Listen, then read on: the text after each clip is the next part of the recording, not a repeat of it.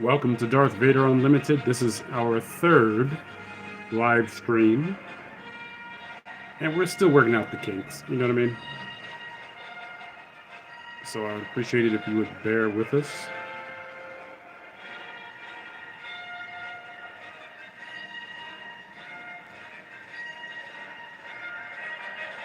And let me turn this down.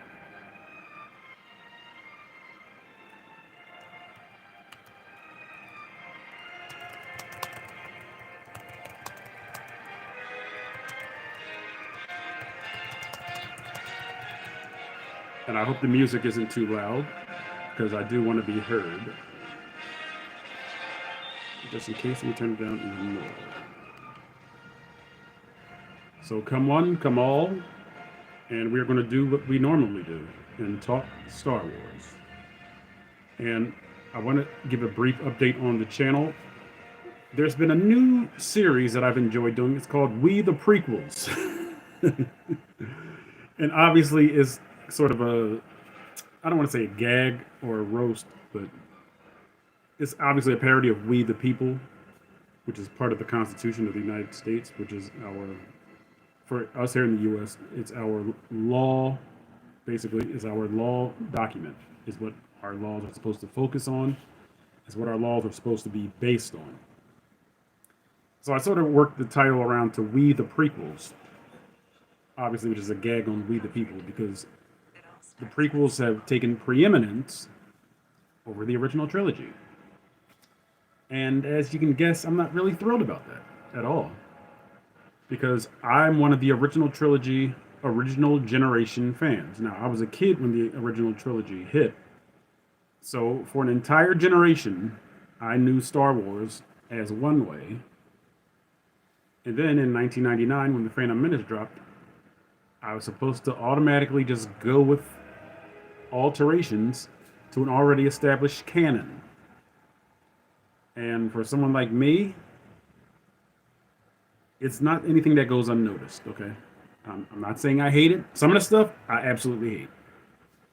But a lot of it is just wanky to me. It's weird. And now I see videos. This is why Obi-Wan Kenobi didn't recognize. Okay, stop wasting people's time with kind of clickbait. Oh, wait, why didn't we know? He didn't know because it wasn't in the original script that he already had prior interactions with R2-D2. Hey, why didn't the Emperor send anybody after Yoda? Because in the original script, the Emperor barely knew who Yoda was. But then in Revenge of the Sith, well, actually not just Revenge of the Sith, but in the entire prequel trilogy, we see that Chancellor Palpatine knew exactly who Yoda was. So those are just some of those things. It's almost like nails on a chalkboard. Because I used to have the entire dialogue of the original trilogy memorized.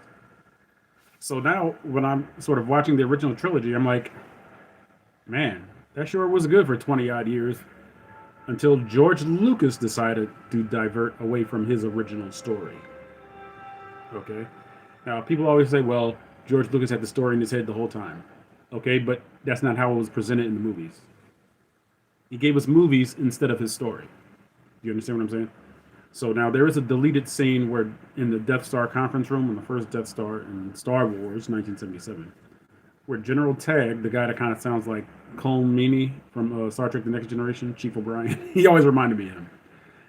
But he says in the deleted scene, this Sith Lord sent by the Emperor. So the term Sith was always around in George Lucas's head canon, but it never made it to the movies.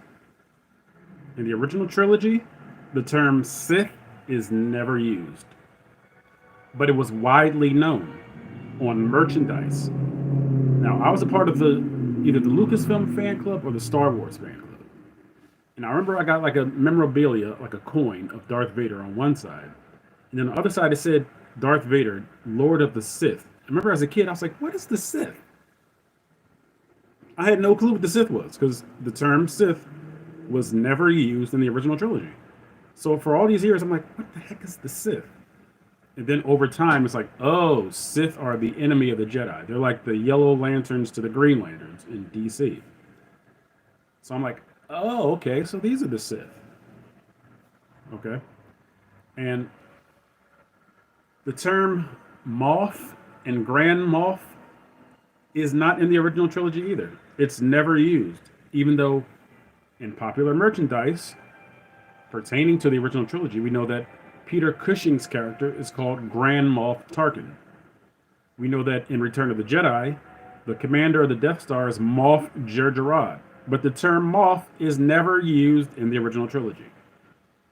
So again, this is like it's like commercial canon, but it's not movie canon. You know what I mean? Also, the name Palpatine never used in the original trilogy, ever. All we knew was that he was the Emperor, and he was old. Okay, he walked with a cane.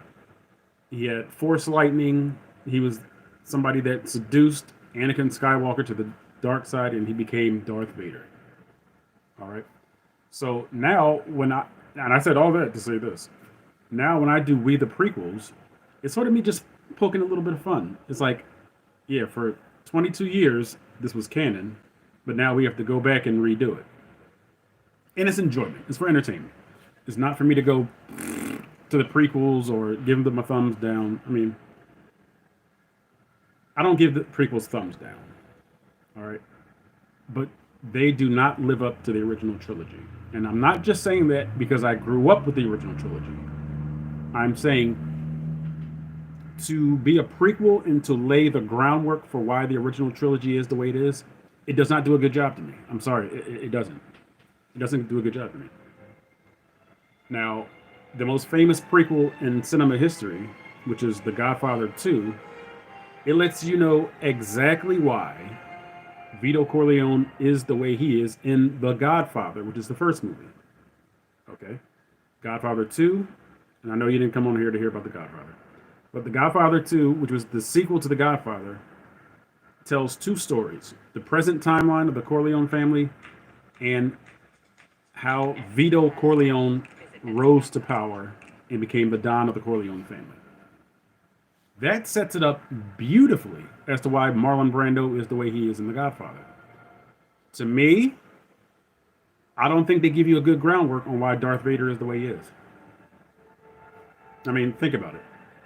In Attack of the Clones, he commits genocide. He slaughters an entire village. He is a serial killer. He's a psychopath. That doesn't really lead into why Darth Vader is a cool, calm, and collected warlord that punishes his subordinates for failure with death.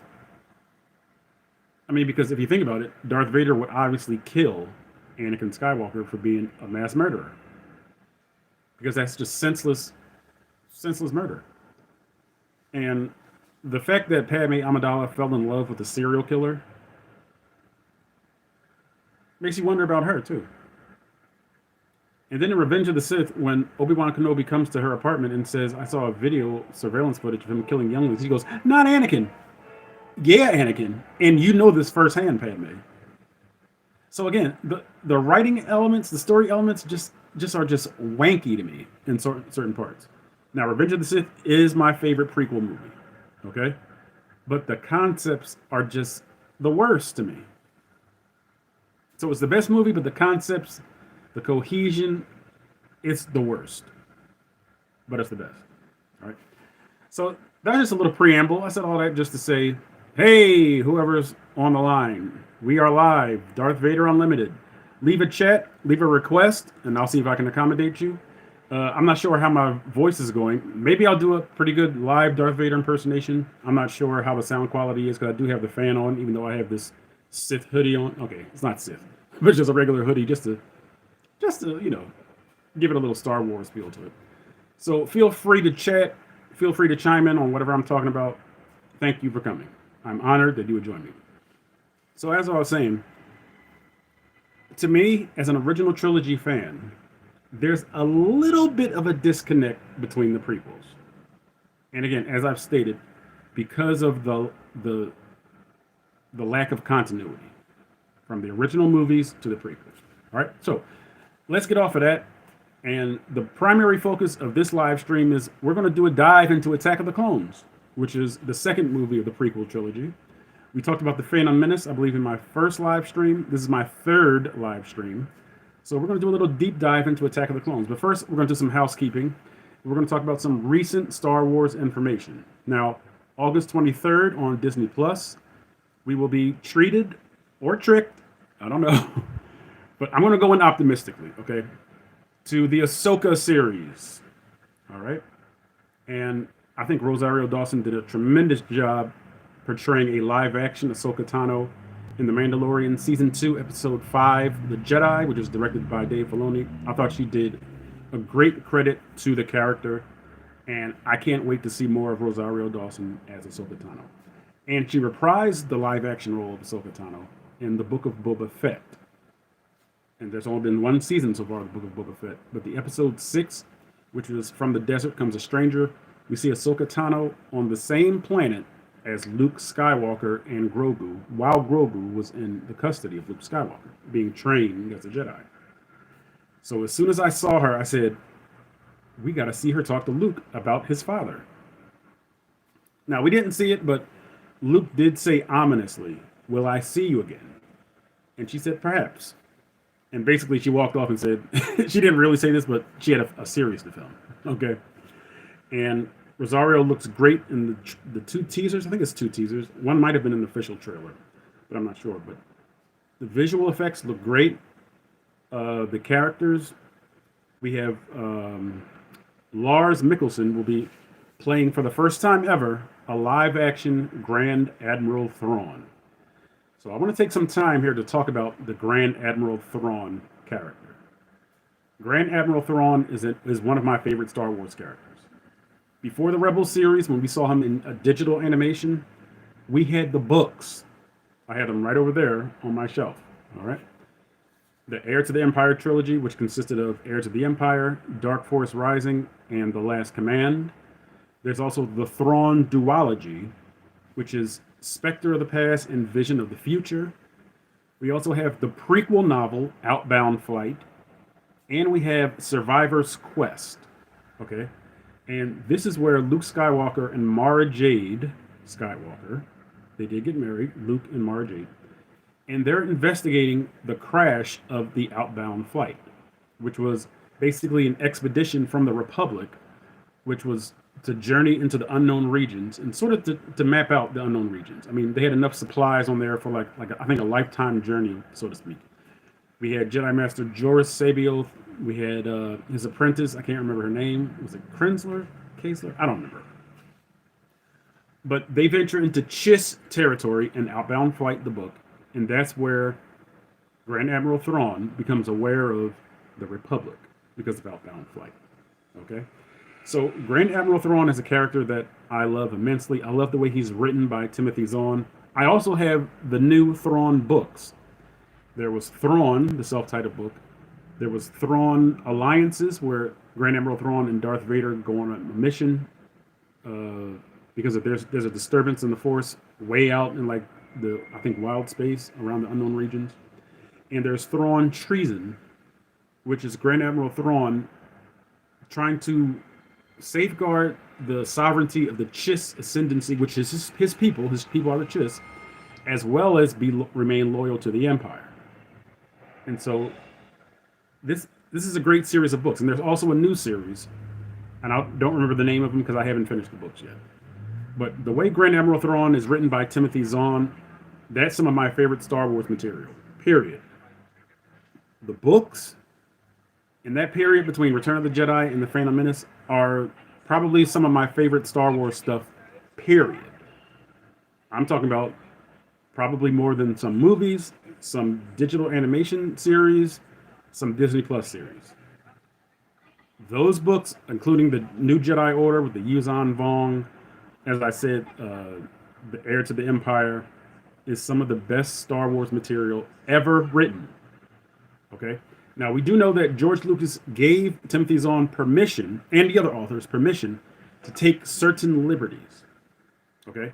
And we do know that some of Timothy Zahn's stuff is grafted into the prequel trilogy. We know that the capital planet of the New Republic was called Coruscant in Heir to the Empire. And George Lucas took that name and he said, hey, this is going to be the name of the capital planet. in the prequels, Coruscant.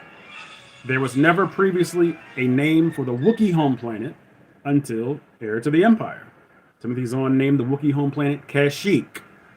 And George Lucas said, hey, sounds great to me. So the Wookiee home planet is called Kashyyyk. So it's just such a rich history of Timothy Zahn's books, the Grand Admiral Thrawn character. The way he's written, he's so calculating. There's no sort of errant moves. In other words, there's nothing that Grand Admiral Thrawn does or studies that doesn't come back to bite the Republic or his enemies in the backside. He's so calculating. He's such a forward-thinking military strategist. So this brings me to Lars Mikkelsen's portrayal of a live-action Grand Admiral Thrawn. I'm gonna turn the music down just a little bit, okay? And Lars Mikkelsen voiced Grand Admiral Thrawn in the Star Wars Rebels series in seasons 3 and seasons 4, the last 2 seasons. And I do believe he really did a good job of voicing him, sort of that sort of low, sort of monotone speech inflection, that sort of intonation. Just, well, let me get closer so you can hear me. Say, sort of just very little inflection, very little expression. You know. So he's alien. He looks alien. He's blue. He has red glowing eyes. So Lars Mikkelsen, he really does have a lot to live up to. And we're going to see live-action Grand Admiral Thrawn in the Ahsoka series. This series is almost looking like a retelling of Heir to the Empire, and there are a lot of people that are not happy about that because they're just not happy with the way that Disney has handled Star Wars. And I'm not overjoyed with the way Disney has handled Star Wars, but I'm going to watch anyway because there are characters that I appreciate. In addition, the tragic news of Ray Stevenson passing. He's playing, I think, a dark Jedi named Balon. It looked like in the trailer he had sort of a orange lightsaber. I know nothing about Balon, which is good. So this means I'm going to go into the Ahsoka series with a clean slate, not knowing anything, not going in with any assumptions or any kind of suppositions as to who he is, because I don't know who he is. All right. So he looks like he's playing sort of a fallen dark Jedi master. And there's an acolyte of his, not the acolyte, but sort of a female with like blonde hair. She comes onto the bridge of that Republic frigate, I believe. And it's a great looking scene, but I just don't know who they are. Now, Sabine Wren has been cast. Harrison Dula has been cast. And I apologize because I do not know the names of the actresses. Wait, no. Let's see if I can remember. Sabine Wren is played by... Darn, I do not know her name. Something Lou Bordizzo. And we also know that we're going to get a live-action Ezra Bridger. Okay? So let me give you a little backstory. And I know I'm doing a lot of talking. So if you're watching, please chat so we can have an interaction. Because I want my voice to go. All right? Because if somebody comes on and says, hey, do Vader, I'm like, oh, well, you know. But to give you a little backstory on the Ahsoka series, you have to go back to the digital animation series, Star Wars Rebels. Particularly the epilogue in the series finale. Now, Ezra Bridger and Grand Admiral Thrawn are on Lothal, but Ezra gives, I think it's Rex and Wolf, or is it Krieger? Or Gregor, I'm sorry. He says, go to the top of the atmosphere of Lothal and transmit a signal, and I don't remember the frequency. And basically, he called the Purrgil, those sort of space whales. That's why when I saw the Purrgil in hyperspace in the first episode of season 3 of The Mandalorian, I was like, yeah. That's sort of a hallmark, or that sort of harkens back to the series finale of Rebels, seeing the Purrgil, okay? So basically, the Purrgil come to the aid of Lothal and Ezra, and they can travel in hyperspace, these whales, these large beings, okay? And they basically take the Chimera, which is Grand Admiral Thrawn's Star Destroyer. They sort of grab it, and they basically take the Imperial fleet way out into the unknown regions. And we haven't heard hide or hair of Ezra Bridger since. Now, and again, this is going to take a lot of explanation. I hope I don't talk you guys' ears off. But in the season 2 finale of Rebels, that's where we see Darth Vader face off against his former apprentice, Ahsoka. Now, when we were watching it, all we know is that the temple exploded where Vader and Ahsoka were fighting. We see Vader limping away from the scene of the Jedi of the Sith temple, and we see a shadowy form in the depths of the temple after the explosion. And people are saying, "Okay, that has to be Ahsoka, or is it her Force ghost?" All right, let's go back to the last season of Rebels. I hope you can follow me. Okay, the last season of Rebels, Ezra Bridger enters the world between worlds through a doorway of the Jedi Temple. There's some archaeology. He has to use the Force on certain hieroglyphics of the father, the son, and the daughter from the Mortis story arc of Star Wars: The Clone Wars. And this opens a door to the world between worlds through the Jedi Temple. So Ezra Bridger leaves space and time, and he's in the world between worlds. We hear like a dialogue from A New Hope. We hear dialogue from The Force Awakens, because there are different points in space and time where this world between worlds exists. We also hear Jyn Erso from Rogue One. We hear Yoda.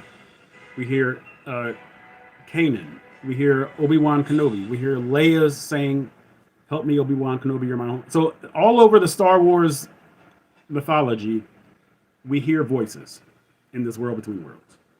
Now, okay, the I'm really going here with this. I'm gonna try to explain this as best I can. In the Mortis arc of Star Wars: The Clone Wars, the father, the son, and the daughter, powerful Force users that leave the physical plane, okay, and they're in a different dimension, a different domain, and it's the Ahsoka Tano, Obi-Wan Kenobi, and Anakin Skywalker enter this domain through like a pyramid in space, which takes them out of space and time as well. Now, these three Force users, the father, the son, and the daughter, they all die. And the death of the father collapses this domain, and Ahsoka, Obi-Wan, and Anakin are returned to the physical world. Now, this takes so much explaining to do, all right? Because we're reaching across timelines and all other stuff. The spiritual avatar of the daughter, remember I said the father, the son, and daughter, the Force users that left the physical plane because they were just so in touch with the Force. The spirit avatar of the daughter is represented by an owl called Morai. That was her name. The owl's name is Morai. And the owl is in the world between worlds where Ezra Bridger is, okay, outside of space and time. The owl is perched on a doorway that's in the shape of the Sith holocron. That doorway leads to the battle between Darth Vader and Ahsoka Tano, which is the Series 2 finale, Twilight of the Apprentice. Now, at the behest of the daughter, the owl, Morai, Ezra Bridger's like, "What do I do? What do I do?" And the owl's like, "Wee!" There's a sense of urgency in the owl, Morai.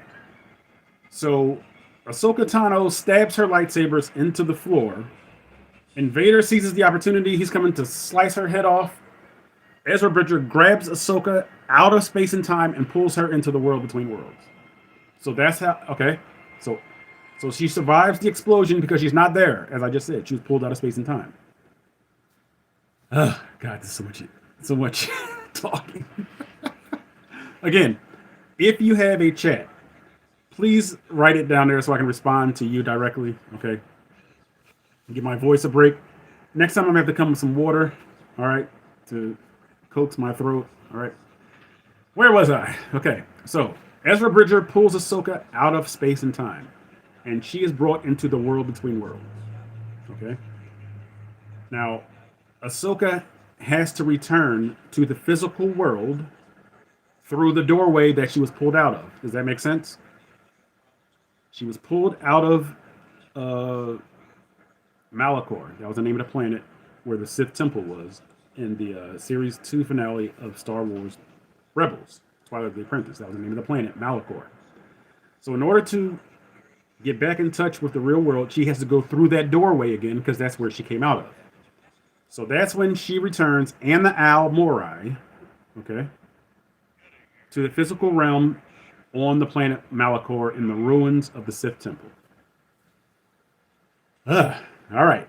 Fast forward to the series finale of Star Wars Rebels, the epilogue. As I said, Ezra Bridger and Grand Admiral Thrawn were taken to God knows where by the Purrgil.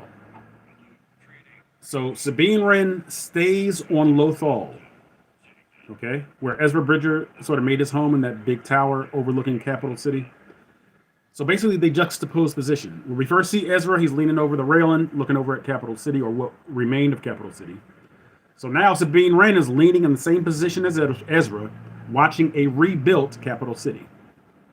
And she said that they stayed on Lothal to make sure that the Empire never returned. She said she's going to protect Lothal for Ezra after he left. Okay? So, two X-Wings and I think a Jedi craft land in Capital City, if memory serves. Okay?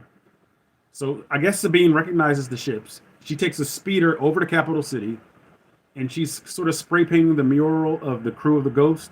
You know, Kanan, Hera, Chopper, Ezra, Sabine, and Zeb Aurelius. Okay, and the wolves are also in the mural that she's spray painting. So Ahsoka Tano, dressed up like Gandalf the White with a staff and all. Basically, there's no dialogue in the epilogue.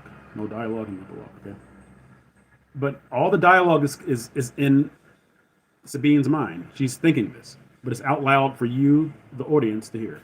She says Ezra is still out there, and we're going to find him. All right? That is the premise for the Ahsoka series.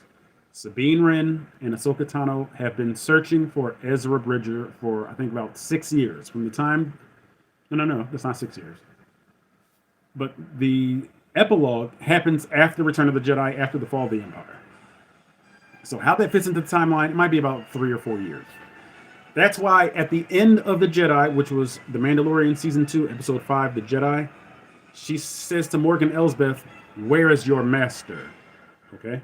Where is Grand Admiral Thrawn? All right? So, that's another confirmation, that's another reference to the epilogue of Star Wars Rebels. I said all that to say the premise for the Ahsoka series. Not only is Ahsoka and Sabine Wren, and apparently Chopper and Hera, not only are they still looking for Ezra Bridger, they are also looking for they're looking for Grand Admiral Thrawn. Okay? And he, like, as I said, Grand Admiral Thrawn and Ezra Bridger left at the same time. So that's why she wants to know where Grand Admiral Thrawn is, because she's still looking for the whereabouts of Ezra Bridger. So that's what we're looking for. As well, they're going to tie in the heir to the Empire, I guess, re-adaptation. A lot of people are not happy with the fact that they're going to do a re-adaptation of Heir to the Empire. Maybe Balon, who'll be played by the late Ray Stevenson, rest in peace, will play the role of Jorah Sabioth. Maybe they'll just do some swapping. I don't know, but that's the premise of the Ahsoka series. Okay? Welcome to the Darth Vader Unlimited. If you have please mention something in the chat so I can interact. Okay?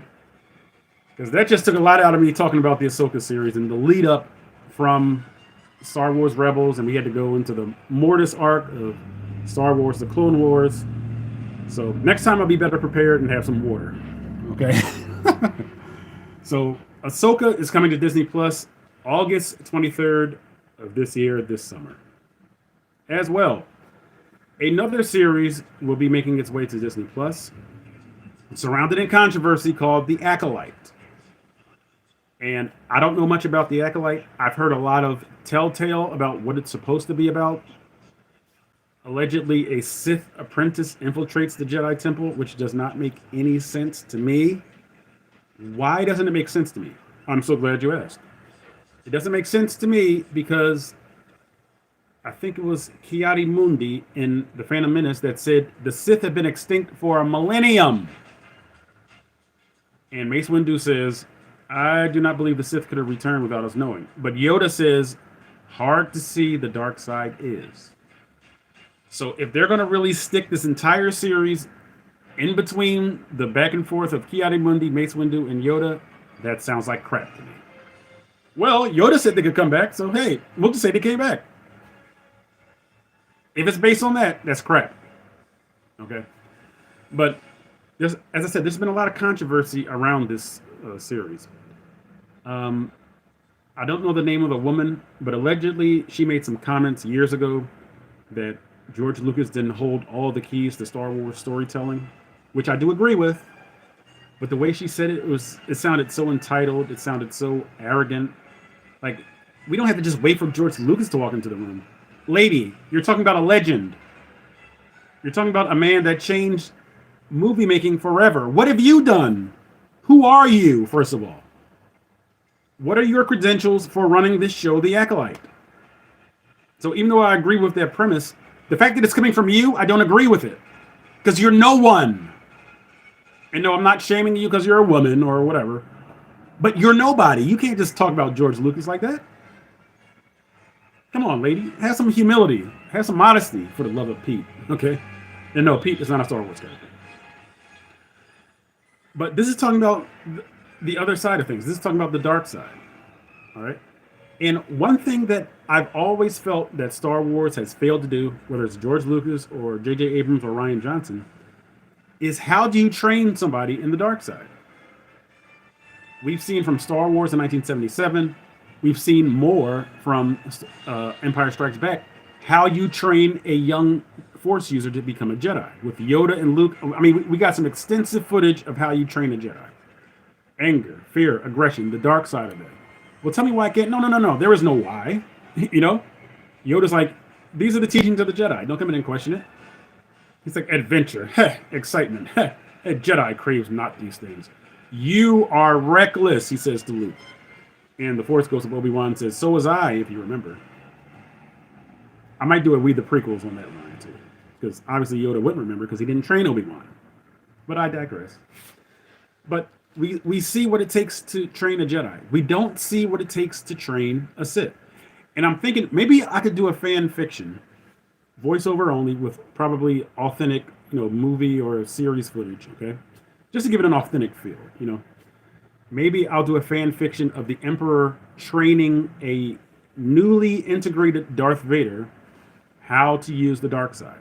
Because we don't see any of that in Revenge of the Sith when Anakin Skywalker suddenly pledges himself to the Emperor for no reason. There's no reason for him to do that. The Emperor gives him a spiel. Well, he wasn't the Emperor then, but he was the Supreme Chancellor. When they're in the Opera House or whatever, he tells this offhand legend of Darth Plagueis about he could save those he cared about from dying. So Anakin says, is it possible to learn this power? So he knows Palpatine doesn't know it. He already knows he doesn't know. And then Palpatine does the not from a Jedi. So the fact that after he saves Palpatine's hide from Mace Windu, why does he drop to a knee and say, you're master now?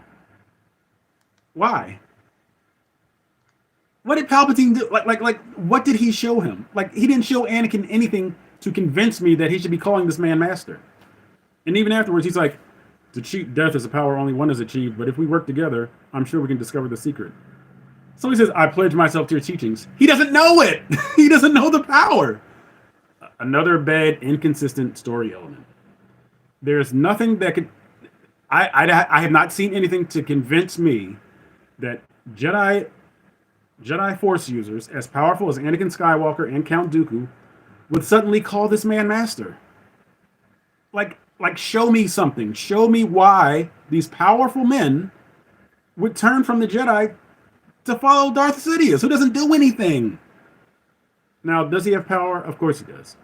And to me, the real strength of Emperor Palpatine is his ability to manipulate, like mind games. To me, that's the real power of the Emperor. Yes. Continue playing. All right. Hopefully this music isn't too loud. But I want to see that. Maybe I'll take upon that mantle of showing a scene of how a Sith master trains a Sith apprentice, because we have not seen it. Maybe this new series, The Acolyte, will shed some light on how you train someone to be more invested in the dark side. As far as I'm concerned, and I might catch some flack for this, but the only real dark side temptation that I've seen in Star Wars is in The Last Jedi. When Snoke is really like winding Kylo Ren up, to me, that's more than I've seen in the entire trilogy or the entire saga about how you sort of, I guess, train somebody. I don't even know if that's the right word, train, but sort of like you seduce them to the dark side. To me, that was more seduction than anything. It's like, oh yeah, you got power, but you ain't Darth Vader. He's like, you're just a kid in a mask. And Snoke knew what he was doing. He knew he was winding Kylo Ren up. And Kylo Ren's resolve was, all right, let me go out here and prove to this old wrinkled guy in the gold slippers and the gold robe that I can be Vader. But even then, Kylo Ren is still conflicted. But as I'm saying, like that's the most seduction I've ever seen. To me, the Emperor like just goading Luke, he was just trolling Luke, and it wasn't. To me, as an adult, it's not convincing now. Like after he chops Vader's hands off, and the Emperor starts laughing and claps his hands, good. In my adult mind, I'm like, wait, he just ruined that. If he'd have kept his mouth shut, he probably would have killed Vader. So to me, Snoke and Kylo Ren in The Last Jedi is the only real feasible dark side temptation that I've seen. Again, if that's the premise for the Acolyte, I definitely want to see that fleshed out. Fleshed out. A Sith Master training a Sith apprentice. We have not seen that yet. And again, I think I'm going to do an audio fan fiction of Emperor Palpatine training Darth Vader in the dark side. Okay? So, what do you think about the Acolyte? How invested are you guys in the Ahsoka series? Let me know, anybody that's watching. If you can chat, please chat. Let me just put something else in the chat, okay? How invested are you in the new series coming to Disney Plus? Ahsoka and the Acolyte. All right, so again, as I said, we're going to do a deep dive on Attack of the Clones, okay? Because we did Phantom Menace, we did Star Wars, which I don't call New Hope because it's called Star Wars. So now we're going to go to the second in the trilogy. So since we're doing Attack of the Clones here, the next live stream we'll be doing Empire Strikes Back, which is almost universally heralded as the best Star Wars movie ever.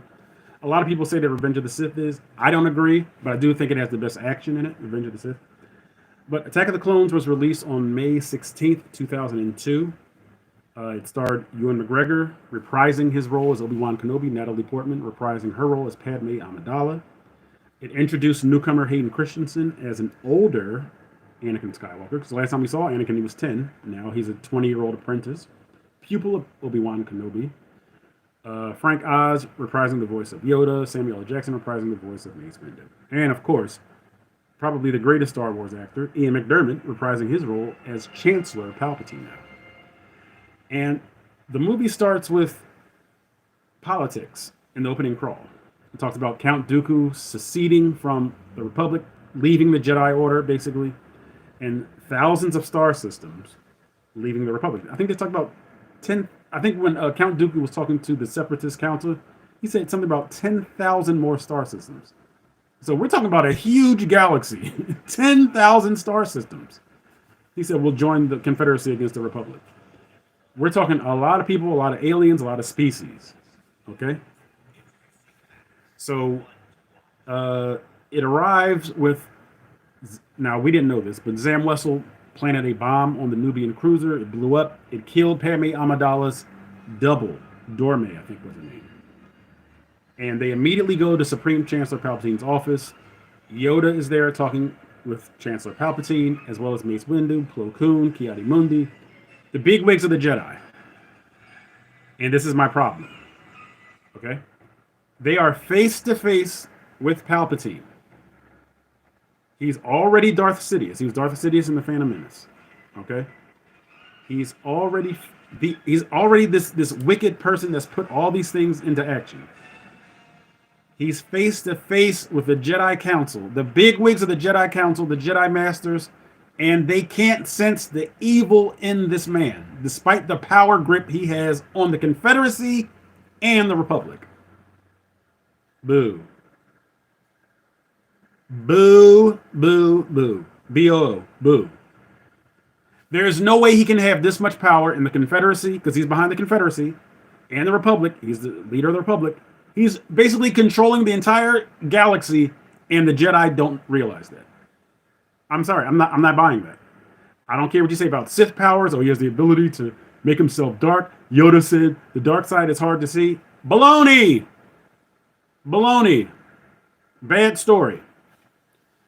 So let me proceed. So Padme Amidala enters. Yoda talks about the tragedy on the landing platform, but he says seeing her again brings warm feelings to his heart. The Emperor says, "Do it for me, my lady. If something terrible would happen to you, it would be unbearable." And you buy that like you buy the fact that there's a man in the moon, only because you know he's evil. I mean, they gave that away at the end of the Phantom Menace at the funeral for Qui-Gon Jinn. I'm like, wait a minute, they just gave it away that he's Darth Sidious. Because Mace Windu says, "But which one was destroyed, the Master or the Apprentice?" And they're like, "Oh, we don't know." But George Lucas lets you know right away because it focuses with that sinister music playing on Palpatine. I was in the theaters like, wait, I already knew he was the Emperor and Darth Sidious, but why did he just give it away like this? So, again, the cat was let out of the bag in the Phantom Menace about Palpatine really being behind all this. But in my mind, I was thinking, I was like, okay, Palpatine has to be a clone. Because there's no way that Yoda can't sense the evil in him. There's no way. No way. But he does. Okay. So Palpatine says, perhaps it'll be better off if she's protected by Obi-Wan Kenobi and Anakin Skywalker. Okay, so Padme is under the protection of Jedi Knight. He's not Jedi Master Obi-Wan. He's Jedi Knight Obi-Wan Kenobi. And his apprentice, his Padawan, Anakin Skywalker. So we see Hayden Christensen as Anakin Skywalker for the first time in the turbo lift. Okay, and he's like, he can't wait to see Padme again. He sort of like challenges Obi-Wan a little bit. Because he's like, why? And Obi-Wan's like, what? Like, did you just come at my neck in front of like Padme and Captain Typho and all these people? He's like, security should be protecting her. He's like, we're obviously meant to investigate. And Obi-Wan was like, we'll do exactly as the council tells us, and you will know your place, young one. So he kind of based him a little bit. So there's another assassination attempt on Padme Amidala. Anakin is just so cringy in this movie. He's like, I'd much rather think about Padme. Right then and there, Obi-Wan should have been like, you know what? You're not right for this job. And then like his back and forth with like Obi-Wan, he's like, well, the Chancellor doesn't seem to be corrupt. And you already know he's corrupt. So now this makes Obi-Wan look like a severe idiot because you already know that he's corrupt. You already know that Palpatine is Darth Sidious. A lot of people did not know that Chancellor Palpatine was the name of the Emperor. My brother didn't know. So when I told him that, he was like, why'd you give that away? I was like, you didn't know? But his name was never used in the original trilogy. He was never called Emperor Palpatine. Right? So hijinks ensue. There's another assassination attempt on her. Anakin can sense, listen to this, folks. Anakin can sense 2 millipedes coming to kill Padme, but Yoda can't sense the evil on Darth Sidious. How? Why were the Jedi so nerfed in the prequel trilogy? That's one severe problem that I have with this trilogy. Yes, continue watching. Sorry. And again, I hope this music isn't too loud. I have a serious problem with the way the Jedi are nerfed. And to be honest, that's a sign of bad storytelling. If you can't convincingly tell me why this powerful group of the Jedi were overthrown by clones and the Chancellor and Darth Vader, who managed to kill no Jedi in the prequels, even though according to Obi-Wan, he helped the Jedi hunt down and destroy the Jedi Knights. Not according to the prequel trilogy. Obviously, all Chancellor Palpatine had to do was type in execute Order 66, and the clones killed all the Jedi and wiped them out. It's bad story in the prequels, okay? This is why I don't like the prequels as much as the original trilogy, because they baffle me. The story elements baffle me. Let me get off my soapbox, and let's go back to the deep dive of Attack of the Clones, okay? Again, I like Attack of the Clones. I like The Phantom Menace. I like Revenge of the Sith. But there's a lot of bad story elements here. I just can't overlook them. I'm sorry. There's no way Obi-Wan and Anakin should be able to detect 2 millipedes coming in to kill Padme And the whole council of the Jedi Masters can't sense the evil on Palpatine, talking right to them face to face. No way on earth that should happen. Anyway, Obi-Wan and Anakin chase Zam Wesell, the bounty hunter. Uh, they catch up to Zam Wesell. Jango Fett makes his first appearance. No. That's the second appearance because he is seen giving her the millipedes.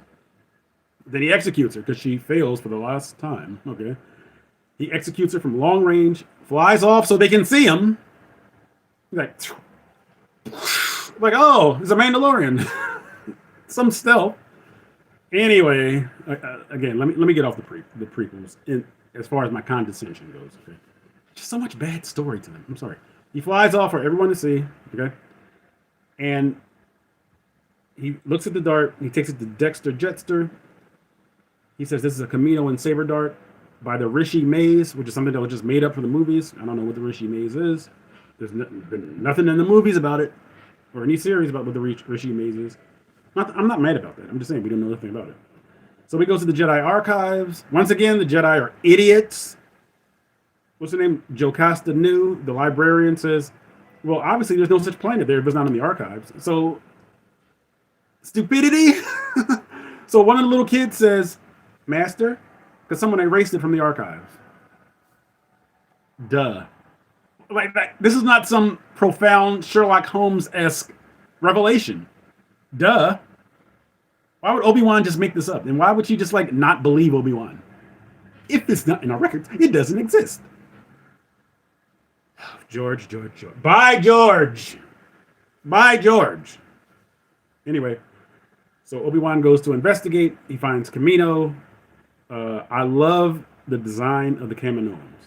Like they look very alien. They look unreal, which works.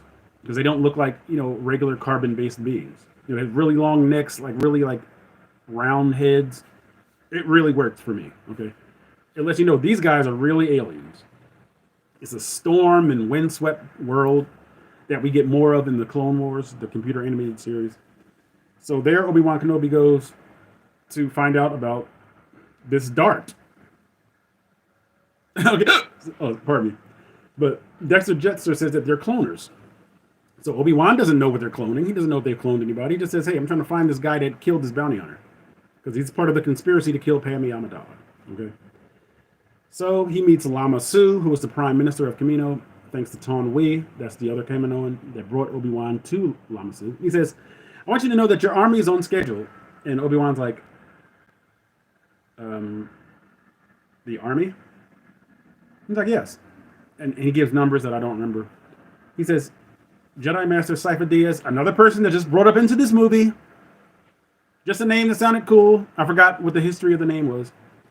I think it was a mistype or somebody misspelled a name and it came out as Cypher Diaz. And George Lucas said, you know what? We're going to use that as a name. In my opinion, Cypher Diaz should have been introduced in the Phantom Menace so that he's just not some throwaway Jedi character in Attack of the Clones. It's like, yeah, Cypher Diaz 10 years ago said that we're going to make an army for the Republic. And Obi-Wan's like, what? What are you talking about? So he gets to see the clones. I mean, they're like millions of them, I think, right? Millions, hundreds of thousands of them. And he's like, yeah, this army's for the Republic. So then Obi-Wan talks. Wait a minute. I'm sorry. Give me 1 second. So he says, okay, so who was the donor? And they said, a bounty hunter named Jango Fett. They said, and all he wanted, he said his fee was substantial. He said, but he also wanted an unaltered clone. Now, this was a moment that made me cringe. All right. And if you're on the live stream, please hit like, please, just so I can see that you're there. Do something to let me know you're there. All right. I appreciate it. Thank you. Thank you for coming up. All right. So I was like, no. Jango Fett, and he wanted one clone that wasn't altered. I was like in the theaters, like, oh God.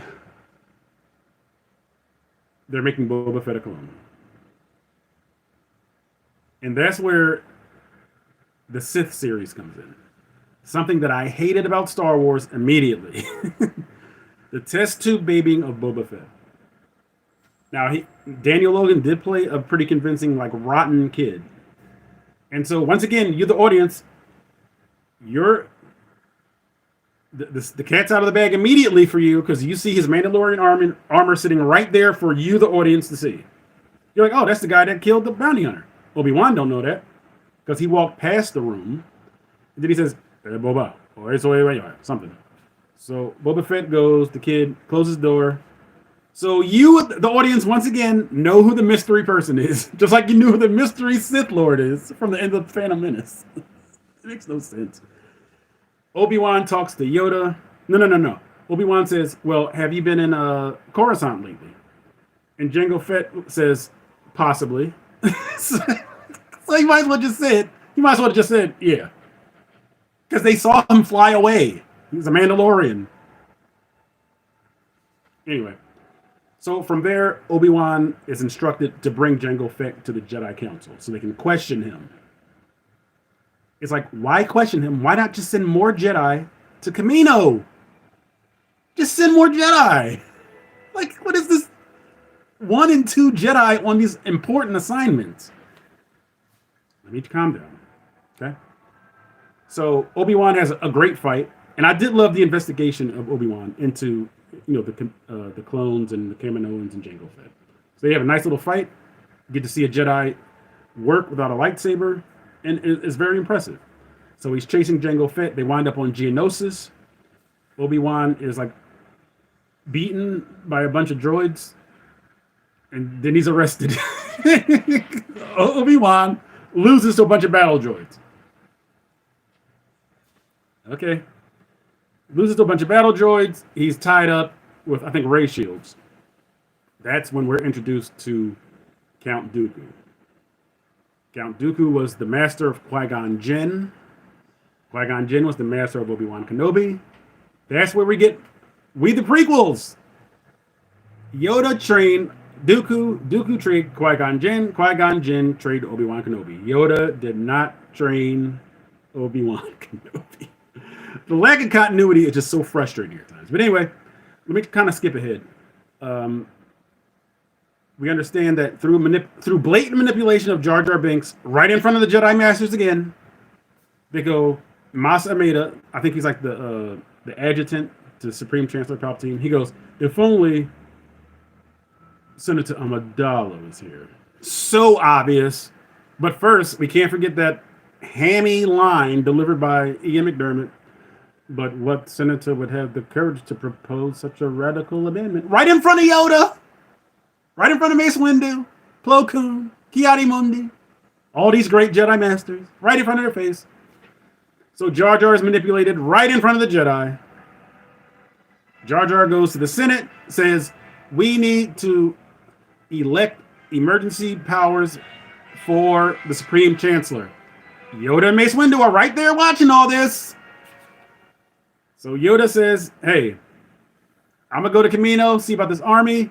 You guys go to Geonosis because Obi-Wan's in trouble. Let's go to the Senate first before we go rescue Obi-Wan Kenobi. I'm telling you, bad story. Bad story.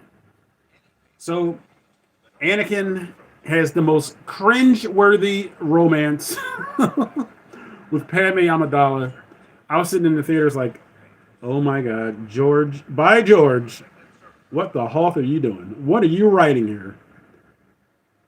They literally go for a roll in the hay. He's like rubbing her down.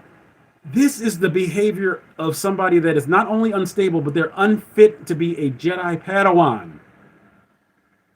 And Senator Amidala, who would do her duty before indulging in her own personal affections, neglects any of this. She don't tell Obi-Wan, hey, your apprentice is a creep. Nope. She falls in love with him after he tells her he's a mass murderer. And then we get the great scene of the death of Shmi Skywalker, which is done fantastically. Then Anakin goes on a rage. He kills the whole tribe and tells Padme, and she says later on when they're in Geonosis, I love you so much. He's a mass murderer! You falling in love with Charles Manson, for real, Padme? Ooh. So they wind up on Geonosis. They wind up in the gladiatorial arena. We see a great... Now, from the time Mace Windu steps into frame to the end of the movie, it's probably the best ending of any Star Wars movie. As far as action goes, it's probably the best. I remember when I first got the DVD, I would watch that repeatedly from the time Mace Windu steps into frame. It's just a awesome thrill ride. Jedi fighting. We get to see Yoda fight for the first time, which is great. When Yoda walks in after Count Dooku defeats Obi-Wan and Anakin, and Dooku has Force Lightning, which doesn't differentiate him from the Emperor at all. Anyway, so Yoda, when we hear him like grunting, that's one of my favorite movie theater experiences, is watching Yoda walk into frame. Everybody's like, oh man, because we never saw Yoda fight before. So they have a little force battle. Yoda basically like says, all right, Dooku, your lightning doesn't work. You're trying to drop rocks on my head, doesn't work. Throwing rocks around. And he says, much to learn. Because he like using the force lightning, Yoda catches it like, this ain't nothing for me. This is light work. He says, much to learn, you still have. So then Dooku says, well, let's fight with lightsabers then.